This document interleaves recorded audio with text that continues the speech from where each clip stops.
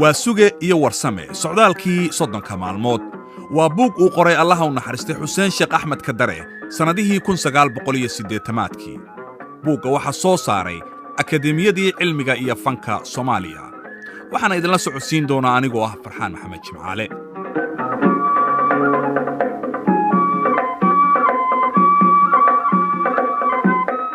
laakiin inta aynan bilaabin buugga haddaan si kooban u dulmaro waxa uu ka hadlayaa dhaqan maalmeedka Soomaaliyeed hiddaha iyo nolosha isagoo si gaara u eegaya isku horimaadka dhaqamada shisheeyaha iyo sokeeyaha reer miyiga iyo reer magaalka dhalinyarada iyo waayeelka qoraaga buuggani wuxuu si caqli gal ugu dheehan tahay uu u isticmaalay sugaan inteeda badan ay tiriyaan abwaanno caan oo Soomaaliyeed waxaana hadba mushkiladda hortaalla u soo daliishanaya ama ku xasuusanaya labada oday ee qisadu ay ku socoto waa suge iyo warsame qaybtii koowaad waa suge iyo warsame socdaalkii soddonka maalmood sidan ayayna ku bilaabanaysaa waa suge waranside waa nin caan ah kuna nool degmada Jowhar waa 60 jir Itaal u dhashay waxa lixaadda u dheer waa dadka ayan da'du dhabankooda ka muuqan waa suge waa culimo la jir aftahana wuxuuna ku soo barbaaray lo iyo beer kuwaasoo ay nolosha qoyskiisuba ay ku tiirsan yihiin wuxuu degan yahay meel gelin socod u jirta magaalada Jowhar aad ayaana looga yaqaan loogana tixgeliyaa gobolka Shabeellaha Dhexe ee uu ku nool yahay waa suge wuxuu goostay inuu socdaal gaaban uu ku gaaro xamar si uu u soo fushado umuuro yaryar oo la xiriira baahida qoyskiisa waa barqo la kala agaasimay ilmihii iyo xoolihii waayeelka reeruhu wuxuu isu diyaarinayaa hawl maalmeedkii beeraha waa suge maanta ayuu baxayaa wuxuu la dardaarmayaa oo ilinka la taagan yahay afadiisii muslimo halka uu hooskiisa subax ku dhammaado waxa ku ciyaaraya da'goyskii muslimo oo 5 jir ah wiilka dhankiisa bidixeed waxa ku xiran weylo ay lo'i ka sooftay yeertooda isdaba joogga ahna ay ismaqli la'yihiin waa suge iyo afadiisa muslimo waxay taagan tahay qaarka gudihiisa iyadoo cuskan yaambo ay beerta u soo qaadatay waxay si xiisa leh u dhagaysanaysaa waa suge oo kala ballamaya reerka muslimo waxay iyaduna markeeda ku adkaysanaysaa duqa fariimo u gaara baahideeda dumar mar haddii odaygii uu magaalo tegayo duqii iyo afadiisii oo weli dardaarmaya ayaa waxaa yimid rag Jowhar ku socda oo ay waa suge ballansanaayeen in ay isla sii jid maraan halkaas ayayna iska raaceen wixii ay socdaanba oo socdaan kushkush taraaraan keliyana ay ka tallaabaanba goor duhura dabayaaqadiis ayay raggii waxa ay tageen magaalada Jowhar kadib markuu odayaashii la shaacabay waa suge wuxuu si toos u aaday suuqa baabuurta wuxuu ku beegmay baabuurtii xamar oo goor hore baxday nasiib wanaagse in door ah markii uu taagnaa waxa gaalkacyo ka yimid baabuur xamar u socda dhowr qof ayaa halkaa uga degay si sahlan ayuuna waa suge kursi uga helay isla baabuurka uu waa suge soo raacay waxa la socday nin caan ah oo la yiraahdo warsame hawl kana mid ah xoolo dhaqatada gobolka Mudug warsame waxa isaguna uu soo danaystay isla magaalada xamar waa suge iyo warsame maqaadiir eebe ayaa ku kulmisay baabuur gudihii waa laba oday oo kala daran xagga aqoonta dhaqanka dadkooda iyo waaya aragnimada kale intaba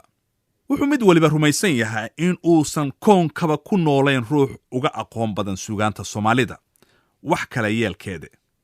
dadka kale ee baabuurka saaranna waxay u badan yihiin rag dhexdhexaad ah guud ahaan waxay isugu dhafan yihiin rag iyo dumar dhalinyaro iyo waayeel reer magaalka baabuurka la socdaa way yar yihiin dhowr kursi ayaa ka bannaan baabuurka waxaase la malaynayaa in jidka dad laga sii helayo reer magaalka baabuurka la socda waxaa ka mid ah wiil 20 jir ah muuqaalkiisuna uu ka duwan yahay inta kale wuxuu labisan yahay surwaal iyo shaar tolmadooda looga dayday habka cusub ee dhalinyarada reer galbeedka waxaana ku yaal timo aan weli maqasta la barin wiilka waxa magaciisa la yiraahdaa dhaan raac waana inan meel weyn ka gaaray ku dayashada xaragada reer galbeedka waqtigu waa isguraya goor casar fooda lala galay ayuu baabuurku ka soo dhaqaaqay magaalada Jowhar waa maalin ay hawadu aad u wanaagsan tahay shufeerka baabuurka wadaahi waa nin waayeel ah waxa caado u ah in markasta oo uu baabuurku dhaqaaqayo uu dadka saaran ku yidhaahdo faataxada akhriya. dadkoo odayaal u badnaa daraaddeed maalintaas waxaa faataxada la akhriyey intuusan shufeerka hadlin. faataxadaa wadajirka loo akhristay kama uusan qayb qaadan dhaanraac. wuxuu ku howlanaa oo uu ku shanlaysanayay muraayadda baabuurka. in yar kadib markii sabada jawhar laga baxay ayaa la galay beero aad u baxaal wanaagsan oo jidka labada dhinac kala xidhiira. waxaa lagu jiraa sanad barwaaqo oo ay bar iyo beerba mahadiyeen. galley, masago, sisin iyo khayraad kale ayaa beeraha ka dhisaalan. dadkii baabuurka saaraa badidood dariishadaha ayay madaxa ka wada riteen iyagoo il iyo laab kulansan ku daawanaya beeraha. waa suge oo fasalkaas beertiisu xumayd ayaa aad ugu dhaygagay beerihii, wuxuuna intuu isha la raacay gallayda iyo masagada qalbiga uga heesay. beernimaan falin bawd u dhigin weyn bahal celin kara, biyo ugu di'in dow barwaaqo ah, badar uga bixin bakaar lagu shubo, baahi weligii waa u bilan yahay. markii beerihii laga baxay oo cabbaar la socday ayaa shufeerkii qaboojiyey socodkii baabuurka si isdaba joog ahna waxa uu u yeershay hoonka. dadkii oo dhan ayay dhiilo ku abuurtay. qof waliba wuxuu is yidhi bal hubso waxa baabuurka hakiyey. waxay arkeen jidkii oo ay lo iyo geel fara badani ay ku gudban yihiin. waxaa la soo galay meel bulsho xoolo dhaqata ah ay naq ka degtay. dhulku waa doog iyo biyo dhex yaal. midabada indhuhu jecel yihiin oo dhan waxay ku kulansan yihiin dhirta kala jaadka ah oo ilaahay dalsankaas ku beeray. laama cargeeyey oo caleemo ku gaafan tahay. ubaxna guudka ku sita ayuu geed waliba la liicayaa. ragga iyo dumarka xoolaha la jooga oo caafimaad iyo farxad buuxda ka muuqdaan waxay isu maaweelinayaan ciyaaro hiddaha iyo dhaqanka. qaarkoodna meelo fogfog ayay koox ugu sheekaysanayaan. warsame ayaa markuu arkay geelii oo iskugu jira irmaan iyo horweyn, aaran iyo galoof iscelin waaye markaasuu ku dhuftay hees geela isagoo ku luuqaynaya oo yidhi: geelnimaan dhaqan, goodir xalay dhalay, gaawaha u culan, gaarka kala gelin, naaso godol qaba, gaagaxna u helin, gurdankood maqal, gadoon kala dhihin, gaatan ula socon, geed qabow tegin, waa gobyaa yidhi. markuu warsame heestii dhammeeyey ayaa dadkii baabuurka saaraa badidood ka codsadeen inuu ugu soo celiyo. warsame way la xumaatay inuu isla heestii ku soo celiyo mar labaad. maxaa yeelay waa nin korka ka haya suugaan fara badan. isla markiiba wuxuu dadkii u dooray baydad ka mid a gabaygii cumar isteeliya ee ahaa: meeshii awow iyo awow xaawe iyo aadan, arligeenna xoolahani way isku isiraayeene, adduunsa lama sinna geel horaa laysu aaminaye, waa waxay abaartuu dhaqdeen odayadeenniiye, haddii oofaweynow ratiga ayra lagu qooqsho, aminkhayrka galabtii hadduu aaran soo didiyo, usha kol iyo 2 jeer haddaad yaro ogaysiiso, umalkii uu qabay doob hadduu awda kaga siiyo, indhalaliska miciduu sidii aar u raminaayo, kolna waxaan adduun kala lahayn aabbisocodkaasi. si weyn ayuu dadkii gabaygaasi ugu riyaaqay. qaarkoodna waxayba wadajir ugu luuqayeen beydka ugu dambeeya oo ah: kolna waxaan adduun kala lahayn aabbisocodkaasi. intaa uu warsame gabayga tirinayay, dadkuna sida xiisaha leh ugu jiibinayay, wax carabastiis la ahaa oo faruurta ruugayay wiilkii dhaanraac ahaa. wuxuu diidan yahay sheekadan isaga macnaha u lahayn oo ay odayaasha aan wakhtiga la socon la neefneefsanayaan. si uu isaga aamusiiyo ayuu dhaanraac u shitay makiinadda suxuunta wareejisa. wuxuu saaray saxan ay ku duuban yihiin heesihii James Brown.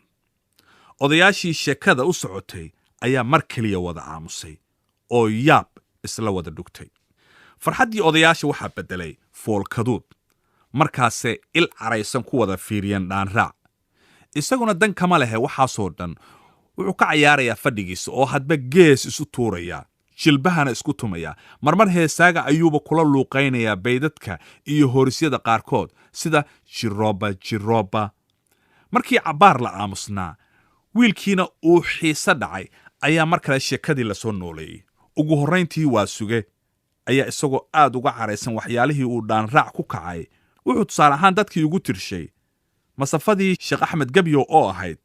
qasqas carma ah iyo qaabis caamood, midba mar baa la qasmaansadaaye, quud haddii la karsho oo uu qaboobo, intuu qurmaan la soo qubaaye, geenyo qurxoon iyo qayl dameeraad, ninba midkiisaa la qaal badane, rati qawaar ah iyo qaalin juuclo ah, midba marbaa qalab la saaraaye qashkariso iyo naagta qaafa ah meherkaa loo wada qaybiyaaye qaran haddii marba qoon u soo kaco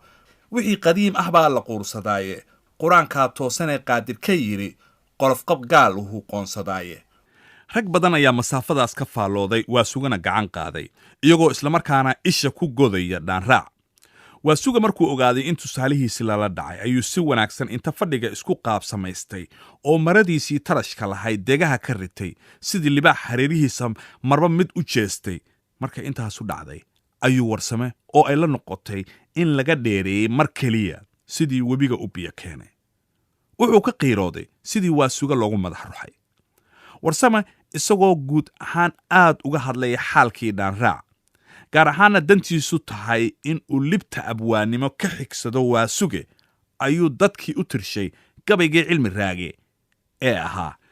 toogaysi buu galay furqaan tahajudkiisii tawreed iyo injiil baa islaam taabacood yahay xaqiyo tamaama xafiis loo tallaabsaday meeshii tembigu ooli jiray buugag baa tubane waxay culimo tawfiiq ku tahay turba naareede tawxiidka waxaa looga tegay liira tacabkeede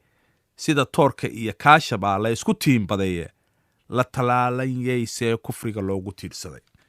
dadkii oo gabaygaa ka faalloonaya murtidiisana wadajir u dhuuxaya ayaa dagaal lama filaanihii dhex maray wiilkii dhaanraac ahaa iyo haweenay duq ah oo baabuurka meel dhexe ka soo raacday fadhiidayna kursiga kiisa ku xiga dagaalku waxa uu ka dhashay dhaanraac oo xabad sigaara shitay duqdiina ay ku tidhi ha igu afuufin qurunka afkaaga ka socda dhaanraac isagoo inta tabartiisaha dadaalaya ayuu aftalyaani ku yidhi iskusi raalliiga ahaw duqdii waxay u qaadatay inuu wiilka caynayo markaasay intay la baxday dembiishay alaabta ku sidatay madaxa kala dhacday oo u celcelisay ilaa gacmaha la qabto haddaba muxuu falay dhaanraac inta istaagay oo gacmaha shaarka laalaabtay feerna uu la baxay ayuu yidhi duqda iskeen